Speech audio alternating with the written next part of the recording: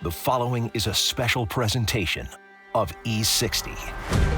Today's a new day in college sports, a day many thought would never happen. The NCAA clearing the way for college athletes to profit off their fame and celebrity. For years, we were told if you pay the players, college sports will collapse. The university will be prohibited from participating in any football game. Football player suspended. 2-year bowl ban. Millions of dollars of improper benefits. 40 years of myth-making finally popped. NIL for me has been life-changing. It's changed the landscape of college athletics forever. Name, image, and likeness is really not name, image, and likeness. We've turned it into pay for play. The player wants to go somewhere else because they feel like it's better for them. That's their choice. Is amateurism dead? I would say yes. Rajay Johnson serves it in. Struck her out swinging. Touchdown, Hurricanes. Why shouldn't college athletes make as much money as they can?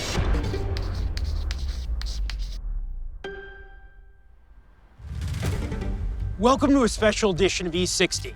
I'm Jeremy Schaap. This is the Yale Bowl in New Haven, Connecticut.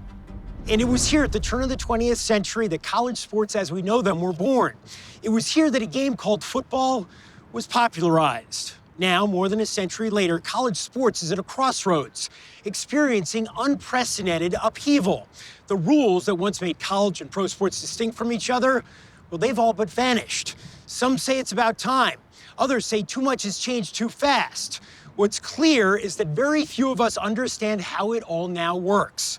To make sense of it, we will be taking a journey across the landscape of college sports today, which is in constant flux. The federal judge approving terms of a huge $2.8 billion antitrust settlement that will change the way college sports have been run for more than 100 years. June 6th, 2025. A date that changed college sports forever. Schools can now pay players directly. Schools paying players directly. The very opposite of the foundation of amateurism that college sports has rested upon for more than a century. So how did we get here?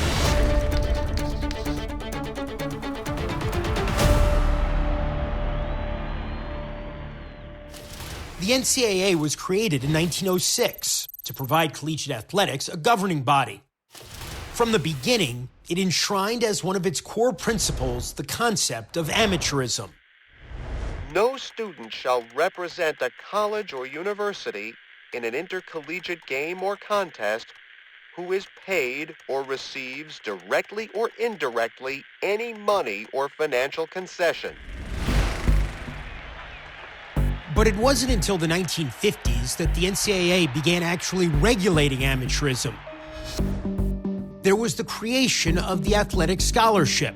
And to ensure that athletes weren't considered workers, there was also a new term coined, the student athlete.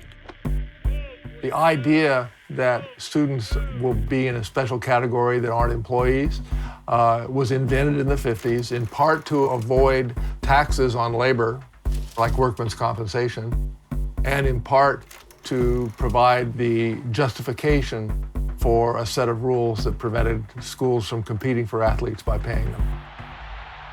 To ensure a level playing field, the NCAA started focusing on enforcing the amateur standard. 13 football team members received payments during the 1985-86 academic year that totaled approximately $47,000. Under the legislation, the program would be considered to be terminated. A Miami booster estimates he gave millions of dollars of improper benefits to some 72 Hurricane athletes over the last decade. USC athletics whacked hard by the NCAA on Thursday. While the NCAA was policing players getting paid, coaches were starting to make millions. I went to the SEC meeting and said, man, we need to give our football players some money. You know, maybe like $1,000 or $2,000 a game. And they said, oh, we can never do that. And I said, us coaches can't make it all, and us universities can't make it all. We got to share it. But it wasn't until 2009, as new revenue streams were opening up for college sports, that the NCAA's amateur structure was truly challenged. Former UCLA star Ed O'Bannon noticed he was a player in the NCAA basketball video game, but he wasn't receiving a dime from the profits. I realized that I hadn't been compensated or even told that I was going to be on this video game, and I just thought that that was wrong. Ultimately, the O'Bannon case's practical effect was limited by an appeals court. But it set a precedent by finding that the NCAA rules unfairly limited free trade, known as an antitrust violation. The basic finding that there was an antitrust violation, that was the thing that caused huge problems for the NCAA. Because up to that time, the NCAA had successfully turned back challenges over a long span of time. Soon, others were contesting amateurism with state legislation in California. California Governor Gavin Newsom has officially signed the Fair Pay to Play Act into law, making California the first state in the U.S. to give college athletes the right to be compensated for the use of their name and likeness. And then Florida. Governor Ron DeSantis signing a bill into law today that will allow college athletes in the state of Florida to be able to make money from endorsements. Finally, the case that began with a West Virginia running back, Sean Alston. Alston. Touchdown. Went to the Supreme Court. The NCAA got skunked by a 9-0 vote. The justices ruled that the NCAA cannot ban or limit education-related payments to college athletes. It means players can now be compensated by schools through things like postgraduate scholarships, paid internships, study abroad, computers, and musical instruments. The court's ruling on education expenses might not sound seismic. But it was a statement from Justice Brett Kavanaugh's opinion that signaled the case's true impact. The NCAA's business model would be flatly illegal in almost any other industry in America. The NCAA is not above the law. After years of pressure from legal and legislative battles, the NCAA implemented a policy that would allow student athletes across the nation to benefit from their name, image, and likeness. Today's a new day in college sports, a day many thought would never happen, but all over social media, there were posts from pictures of Times Square to living rooms featuring college athletes announcing their own personal endorsement deals off their name, image, and likeness. Which brings us back to June of 2025 and another lawsuit known as House versus the NCAA. That suit allowed what was once unthinkable: the reality that schools can now pay players directly. The House settlement fundamentally changed one of the most important principles of college sports, which is this is amateurism. Schools have started paying players. And it was a major concession on behalf of the schools to say, we're gonna finally start to pay players and admit that this is a large business and we have to act like a large business. Right. Got it! The courts dragged them to that point where they said, hey, you guys are no longer operating like an academic-based institution. You have to treat this somewhat like the multi-billion-dollar entertainment industry that it is. Thanks to the House settlement, big-time athletic departments can pay their athletes up to $20.5 million total of the revenues each school earns through media rights, sponsorships, and ticket sales. So how are schools choosing to dole out that money?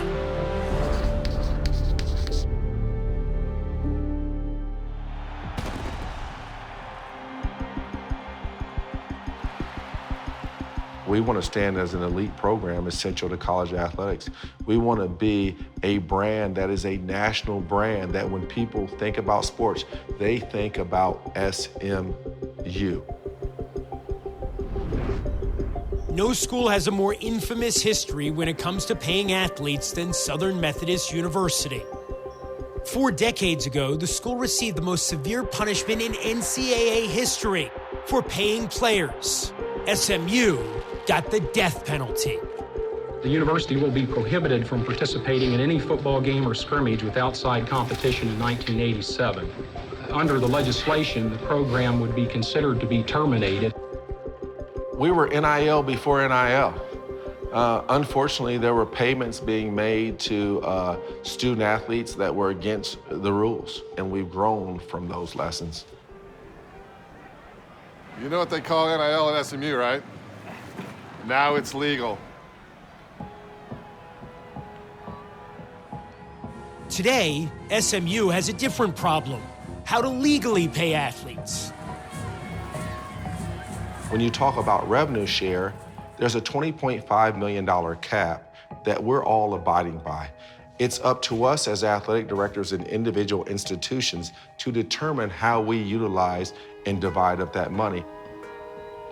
The part that makes college sports unique compared to a lot of pro sports is that you have one salary cap for all of your teams combined.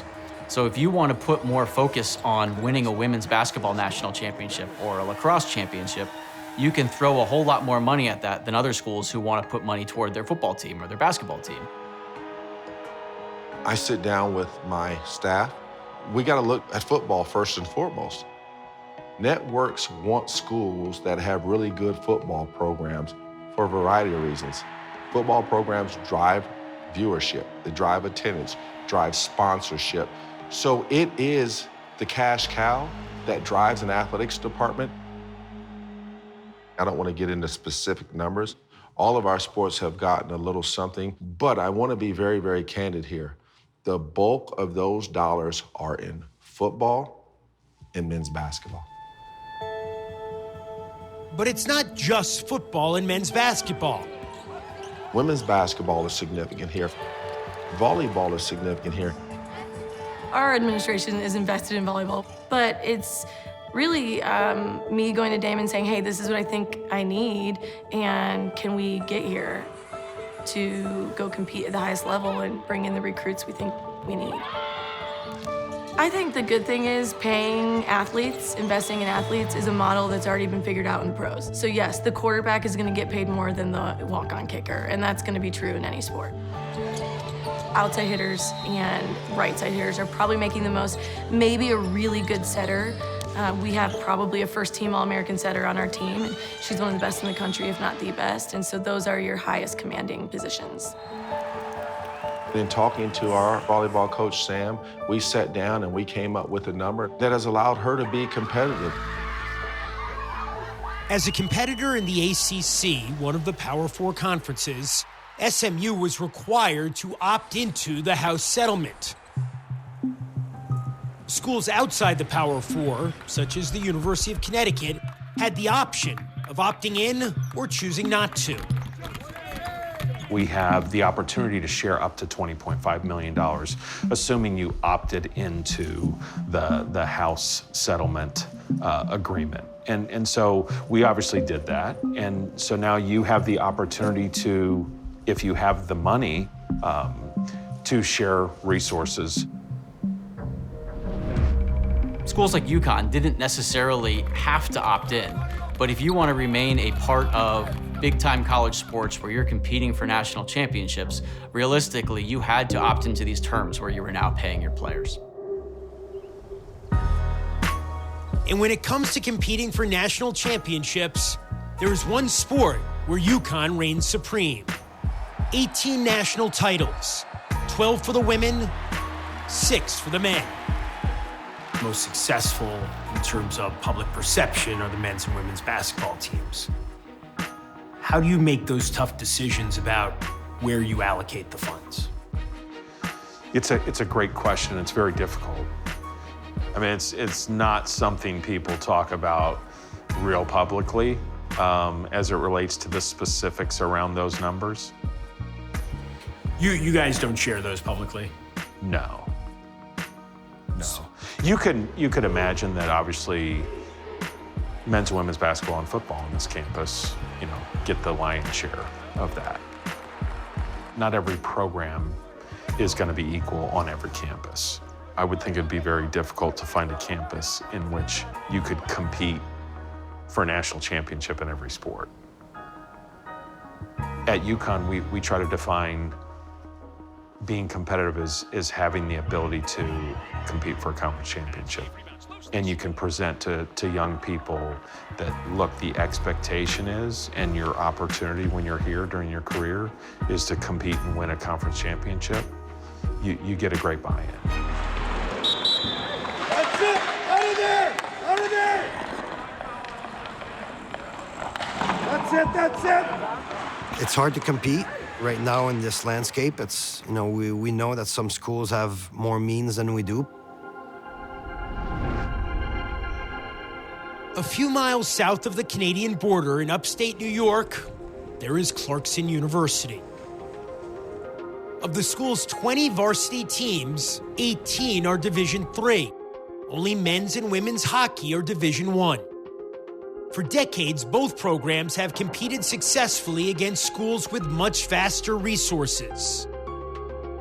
We have a long history here at Clarkson University, over 100 years of hockey. It means a lot to the institution. It's a way to get Clarkson on the map, so it's very important. But the program generates just enough revenue to break even. So Clarkson decided not to opt into the house settlement. We don't generate revenue with our hockey club, so there was no profit sharing to be had for us. All of these lawsuits and all of the rule changes have been geared towards 1%, and the 99% are having to deal with the ramifications of that. It's not like if we opted in, all of a sudden the NCAA was gonna be giving us thousands or millions of dollars to be sharing with our student athletes. Make sure you communicate, support each other, stick on puck. We need to play some good defense here tonight. And the last thing, wear that logo with pride. All right, here we go. Historically, the Golden Knights have attracted top talent based on their winning legacy. But in a world in which the competition can now pay players, things aren't getting any easier. If I'm recruiting you and Michigan State is recruiting you and they're giving you $500,000 and we're not, well, maybe we don't get you. So I think the biggest challenge is the competitive inequity. He's stolen here by Bottle. He'll wait, shoot, he scores! It's hard to handle because, you know, we're doing some research and trying to figure out, okay, what's this school's offering? How can we get an edge? How can we do something different to try to, you know, to compensate for that stuff? But no, it's not easy. The recruiting world is not easy right now. What's clear is that no matter a school's size, its sporting specialty, or its history, in the new world of college sports, only the strong can survive. This is the most consequential time in the history of intercollegiate athletics. Some like to say chaos.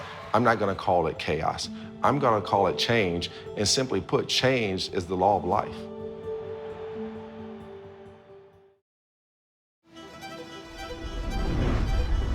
By golly, welcome to West Texas. This is Lubbock, Texas. And they love football down here. In the midst of the best season for the Red Raiders in almost 2 decades, no school better embodies the new world of college athletics than Texas Tech. Everything that is right about this current NIL transfer portal era is happening right here. With a $7 million front seven, I tell you what, been paying big dividends so far. They have the biggest booster in the country, a billionaire who has put his money where his mouth is. The Red Raiders' resurgence has the attention of the sports world. And in the middle of it all, one name is front and center. Cody Campbell. Cody Campbell. Cody Campbell. Thank you, Cody. How you doing? Yes, sir. Thank you. Thanks for having us here. What does college sports mean for you? Well, college sports are a huge part of who I am as a person, huge part of the reason I've been able to achieve the success that I've achieved, really in all aspects of my life. I know how important it is to a place like Lubbock, Texas, where it's the centerpiece of the society, of the culture. Playing for the Red Raiders was a transformative experience in Campbell's life. Cody Campbell. An offensive lineman at Texas Tech, Campbell was influenced by another famous college football disruptor. I was in Mike Leach's first recruiting class. He didn't think about things like other people thought about them. The mighty Red Raiders, oh yeah, poo-poo, f***ing Baylor, f*** you, and f*** me, and f*** everybody. He did things the way he thought made sense, not necessarily how they'd been done before. After graduating in 2004 and playing one season in the NFL, Campbell went into business with John Sellers, a teammate from Texas Tech. Together, they've made billions as oil men. In 2021, Campbell and Sellers decided they would redefine what it means to be a booster. Today's a new day in college sports, a day many thought would never happen. Beginning today, hundreds of thousands of college athletes are able to earn compensation off their name, image, and likeness. Suddenly, college athletes were allowed to make money off of their name, image, and likeness, or NIL. Immediately, the biggest names in college sports started signing endorsement deals and appearing in commercials. What's up, y'all? This is Haley Van Lith. Soon, savvy boosters like Campbell and Sellers figured out a way to expand the use of NIL. Enter the collective. A collective is basically an organized group of boosters who have figured out and professionalized a way to make sure they can pay college athletes through NIL deals. When the NCAA changed its rules in 2021 to allow athletes to make money through NIL, very quickly, boosters figured out that they could use what were supposed to be endorsement deals in order to pay athletes what served de facto as a salary, a payroll for their teams. Campbell and Sellers launched Texas Tech's collective in 2022, and they named it after the school's original mascot. The Matador Club is an NIL collective that John Sellers and I started now, I guess, over 3 years ago. And we were one of the first ones that was truly well organized and run like a business.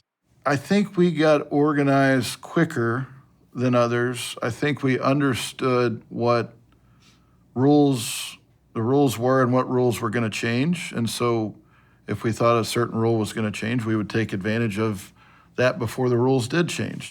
The Matador Club was one of the earliest and most aggressive collectives at pushing the bounds of the rules that you're allowed to play in now.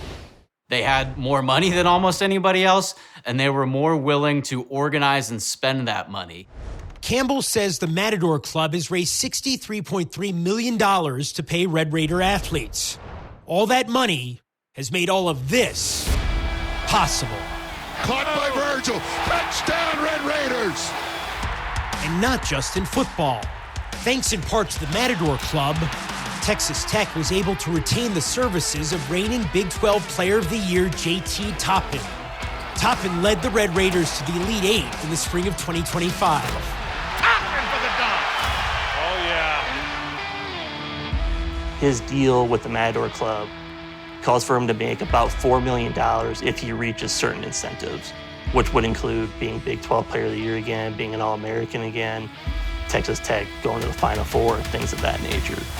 But the Matador Club isn't interested only in revenue-generating sports. Struck her out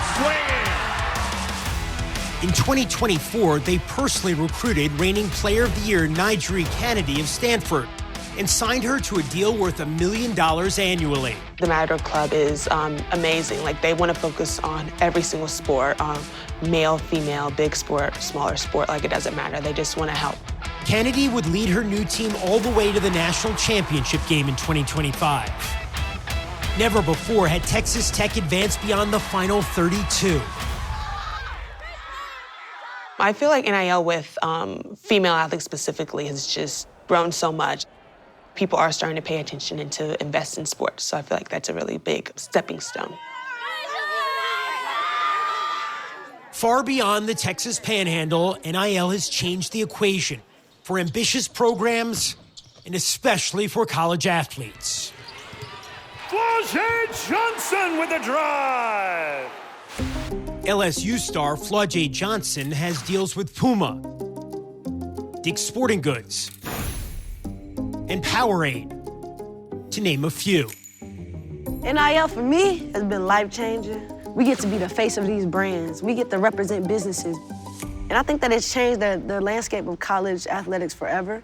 I think it'll never be the same. I think we're turning into semi-pros. In Lincoln, Nebraska, Cornhuskers volleyball superstar Harper Murray is here, there, and everywhere in her Adidas. It was really surreal because I just kept seeing people drive by and stop and take photos, and I was standing there like looking at it, and I forgot how cool it was that Adidas did that for me. The NIL revolution has even gone interspecies. At Bowling Green, long snapper George Carlson's cat, Pudge, has become a viral sensation, pulling down thousands from several NIL deals. Pudge has got NIL deals out this world. Okay, and listen, he's got more NIL opportunities than all of us combined, including I have zero.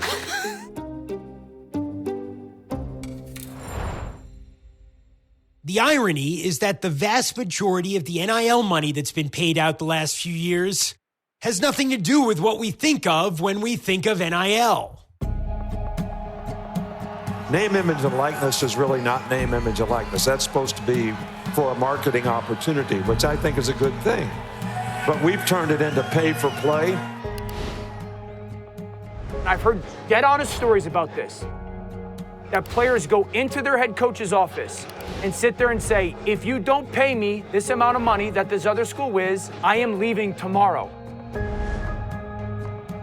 Who decides which deals are legit? The College Sports Commission.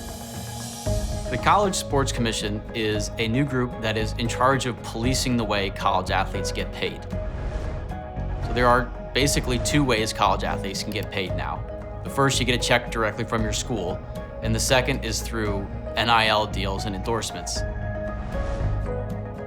So the College Sports Commission oversees both of those processes and tries to make sure that all schools and players and coaches are following the rules that put limits on how much athletes can get from those two buckets. In the new era of the College Sports Commission, collectives are supposed to operate with greater transparency to prevent the $20.5 million revenue sharing cap from being circumvented. At Texas Tech, that has meant the end of the Matador Club as an independent entity. Now it's been absorbed by the school itself. But the rules are so fluid and the policing mechanism so untested that right now, playing by the rules seems to be more optional than mandatory. If you want to compete for a championship, if you want to be playing on the level that Texas Tech is currently playing on, you're going to have to pay money above the cap. And so any school that is still competing for championships is finding creative ways to spend $5, $10, $15 million more than the school itself is allowed to pay. Are you going to need billionaires such as yourself to have competitive programs at the highest level? Well, the way things are set up right now, the answer is yes. You do have to have a really strong donor network in order to be able to be competitive. And if the school can't pay for it, you have to have boosters that can step up and fill the gap.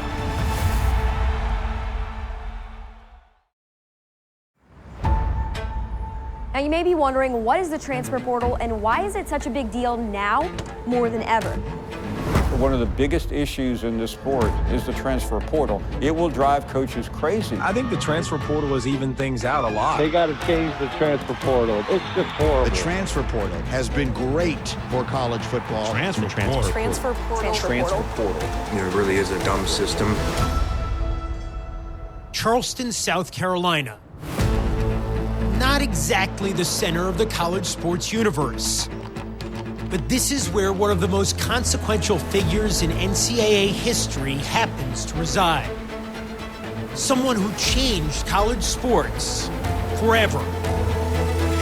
You are the person who created the transfer portal. Yes, sir. You are the mother of the transfer portal. I've never heard it that way, but yes.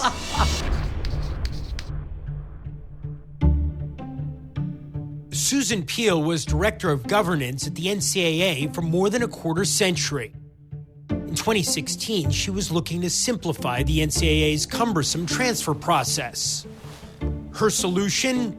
A central database for student athletes who wanted to change schools. A database that coaches and administrators everywhere could access. 2 years later, the transfer portal was born. They would go to their athletic department, to their athletic compliance administrator, and that's when they would say, I'm intending on talking to other coaches. I want to be entered in the transfer portal. So you go to your compliance officer. They say, okay, the window's open. I'm putting you in the portal. That's it.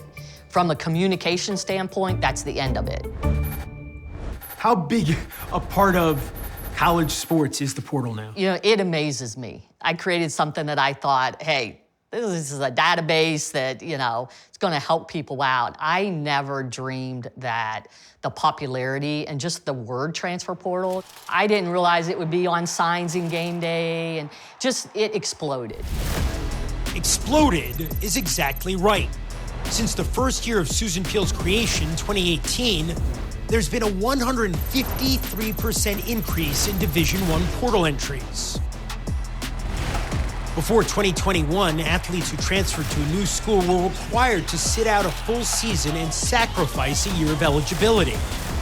That changed in April 2021, when the NCAA adopted the one-time transfer rule, granting Division I athletes the ability to move programs once and compete immediately without sitting out for a year. In 2024, the NCAA took away even those restrictions. Now you can transfer every season and play immediately. A perfect storm for the portal. And perhaps no one better understands the new paradigm than this athlete. I actually have my jerseys hung up. I have my Wisconsin jersey, my St. John's jersey, and my Kansas jersey. Waiting for that Ole Miss one. Yep, waiting for that Ole Miss one, yep. 4 schools in 4 years. That's the log line for Ole Miss guard A.J. Storr.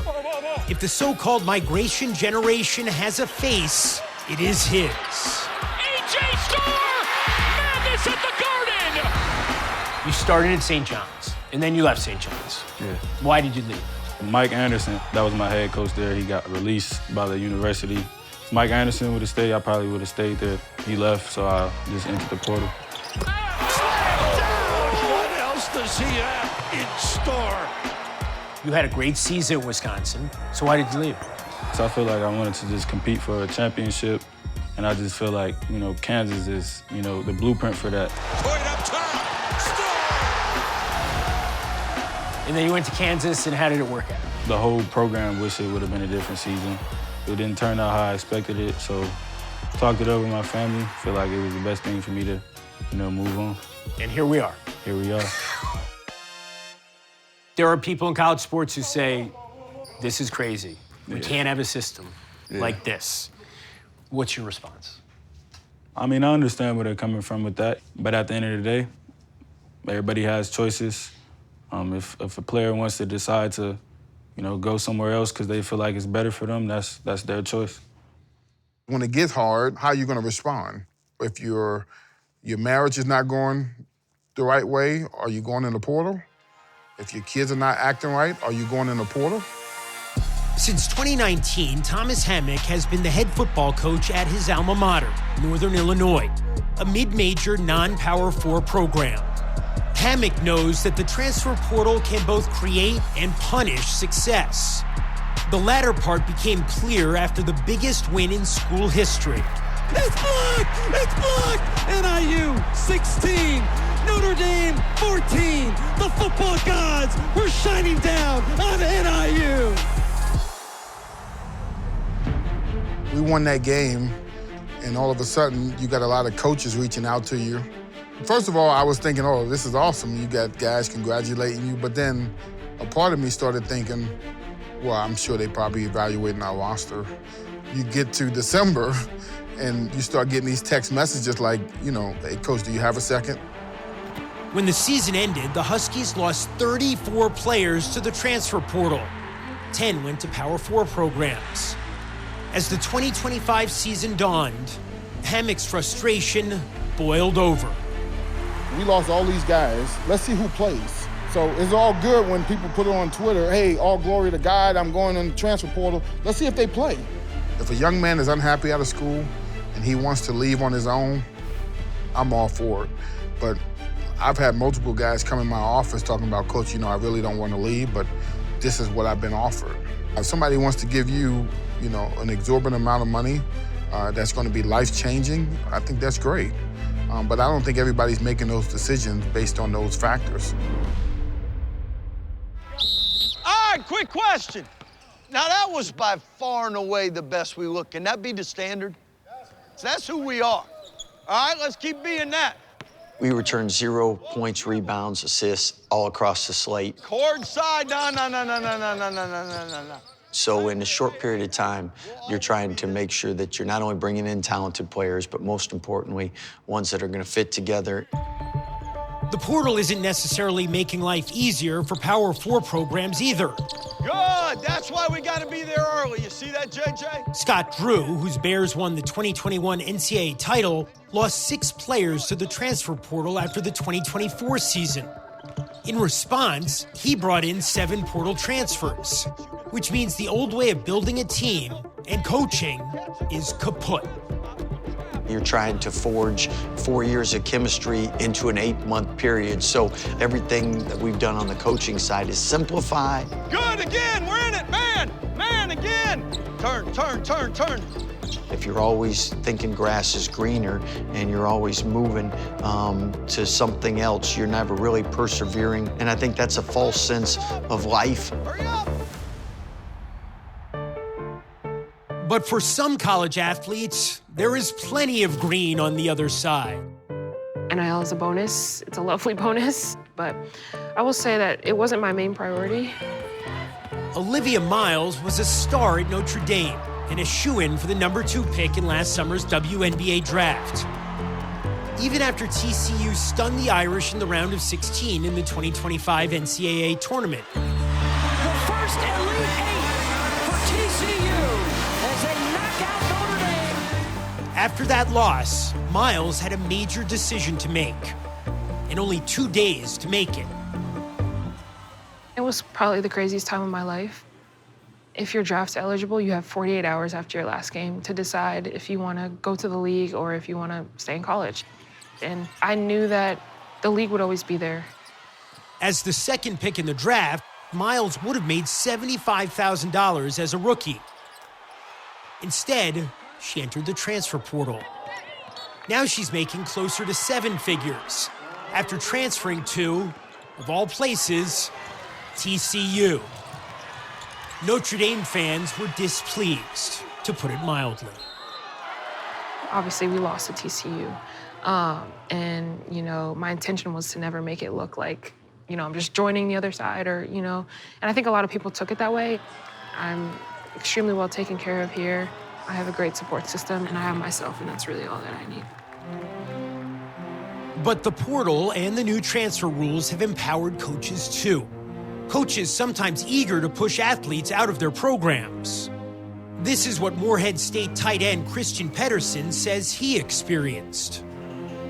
I'll be honest, I thought I was the Coming out of high school, I had 24 offers, and I committed to Louisville, and I was confident and cocky. I got there, and I was proved wrong right away. He didn't play as a freshman in 2021. So the following spring, Pedersen entered the transfer portal.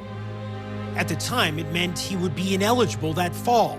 It also meant Louisville was no longer obligated to honor his scholarship. Eventually, Pedersen transferred to Florida International, but coaching changes there made it clear he wouldn't see playing time. I got a call from my tight ends coach, And he's like, hey, Christian, I just want to let you know we're probably going to want you to hit the portal here. And I was like, what? The second time I had hit the portal was the lowest point in my life, no doubt about it. Mentally, I was just like, I didn't know what to do. I didn't know who I was. But I did know that I wanted to graduate college. Which brought him to his 4th school in 4 years, Morehead State. Ravens looking, now we'll send it down the field, and Pedersen tiptoes to keep it in. In December, Pedersen graduated from Morehead State with a degree in strategic communications and some hard-earned perspective. I think it's helped me gain an advantage for the real world. Told basically twice, you're not good enough, and that was really motivating for me to kind of discover, like, can you get back up? I just feel unbreakable.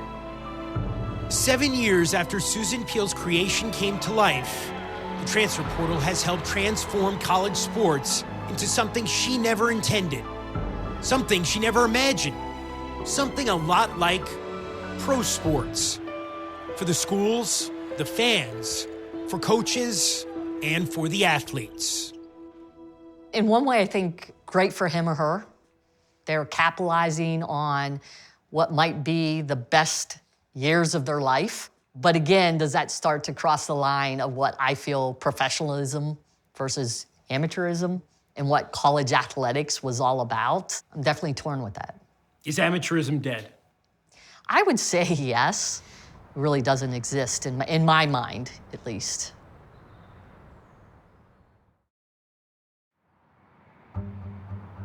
Indianapolis, home of the National Collegiate Athletic Association.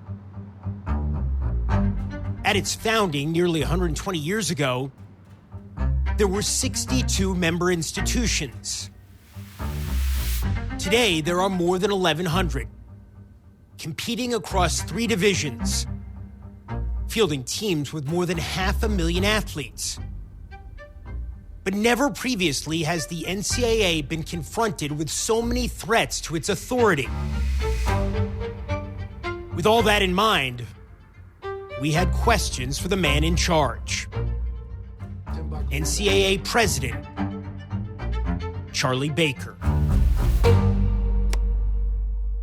It's coming up on 3 years for you in this job.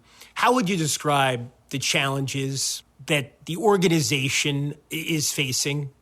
Well, I think in some respects, a lot of what's happened over the past couple of years, in many cases, was long overdue. And I certainly walked in the door with the sentiment coming from the outside that there's all sorts of things that need to change. And now the name of the game has to be to do the best we possibly can to actually execute on the follow-through. And what we really need is a recognition and understanding that there are certain things we probably should have national standards on, and that there's really no other place you could prescribe these to other than the NCAA, because we're where all the schools that participate in college sports live.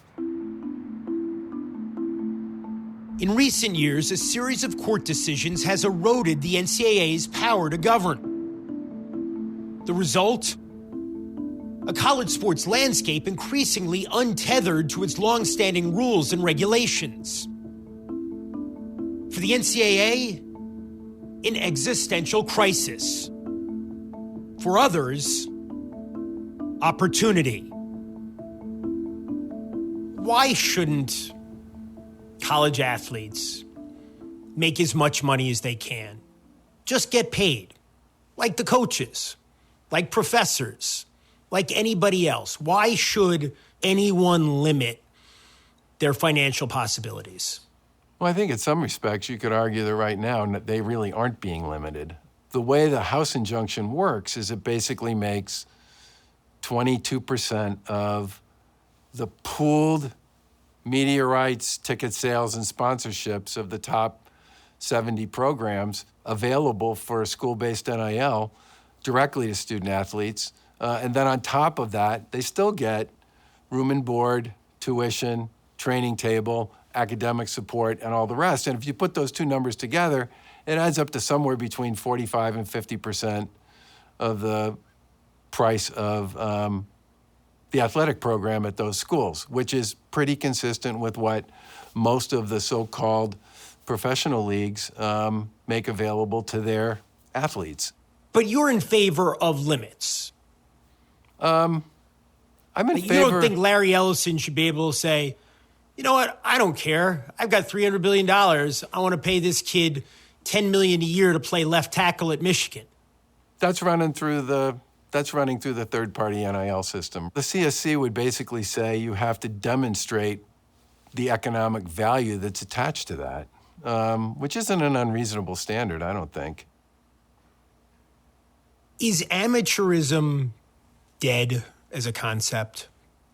I don't know. I mean, you and I have been talking mostly about the 5% of the kids who play college sports. The other 95% are basically playing it the same way they were when I was in college. So, no, I don't think it's dead. And what I'm trying to do is to figure out how to create a model that works for what we would call the upper end financially, but doesn't torch the rest of the system, which actually educates and provides athletic opportunities for way more young people than the top end does that everybody pays so much attention to.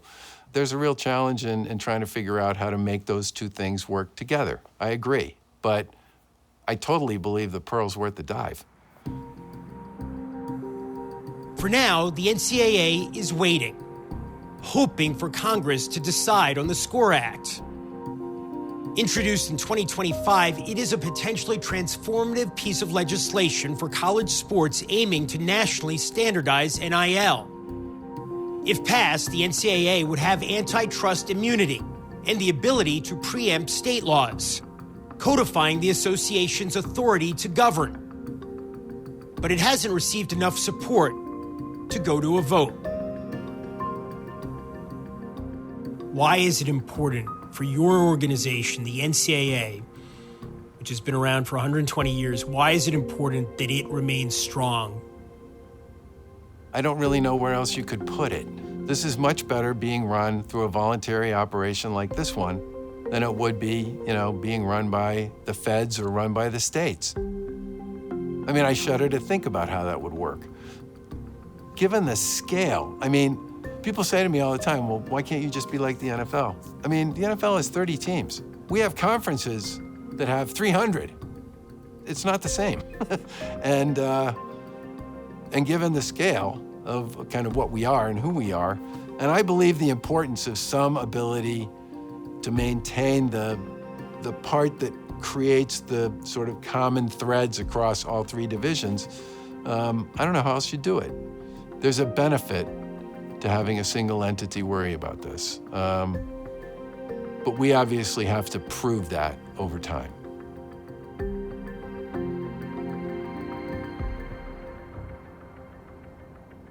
These days, the only certainty in college sports is uncertainty. We're still in the throes of historic change. As much as things have evolved in the centuries since they broke ground on this stadium, they're still evolving. And where college sports will be a century from now, a decade from now, even in a month, is anyone's guess. For all of us here at E60, I'm Jeremy Schaap.